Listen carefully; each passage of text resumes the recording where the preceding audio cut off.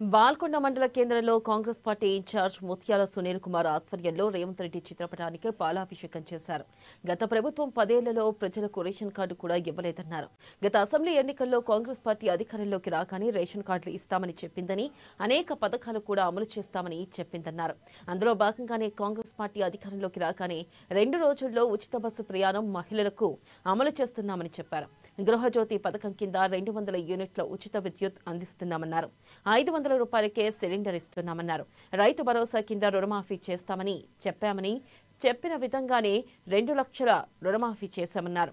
రైతులకు రైతు బంధు, రైతు భరోసా వర్తింపజేస్తుందని పేర్కొన్నారు. ఇక రైతుల తరపున ముఖ్యమంత్రి రేవంత్ రెడ్డికి ఆయన ప్రత్యేక కృతజ్ఞతలు తెలిపారు.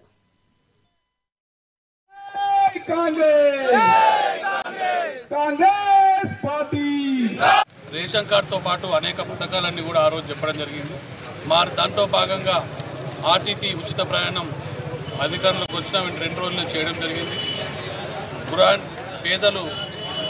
పేదల గృహాలకు 250 లోపల వాడే గృహాలన్నీ కూడా ఉచితంగా విద్యుత్ ఇవ్వడం జరుగుతుంది. మరి సిలిండర్ 500 రూపాయలకి ఇవ్వడం జరుగుతుంది.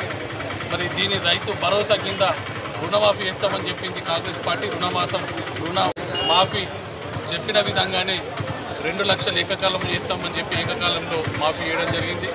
మరి ఆనాడు రైతులకు రైతు బంధు పథకం ఉంది.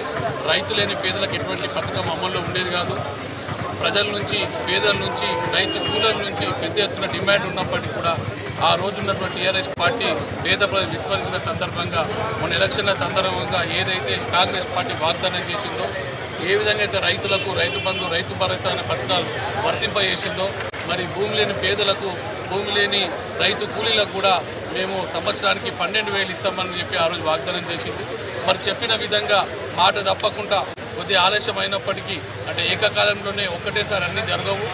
సంవత్సరం లోపట్నే ఈ పథకాన్ని కూడా పేద ప్రజలకు ఇస్తున్నందుకు కాంగ్రెస్ పార్టీకి, రేవంత్ రెడ్డి గారికి, రాహుల్ గాంధీ గారికి, సోనియా గాంధీ గారికి, మరియు మహేష్ కుమార్ గౌడ్ గారికి, బట్టి విక్రమార్క గారికి, ఎంటైర్ క్యాబినెట్ అందరూ కూడా బాల్కొండ తరఫున కాంగ్రెస్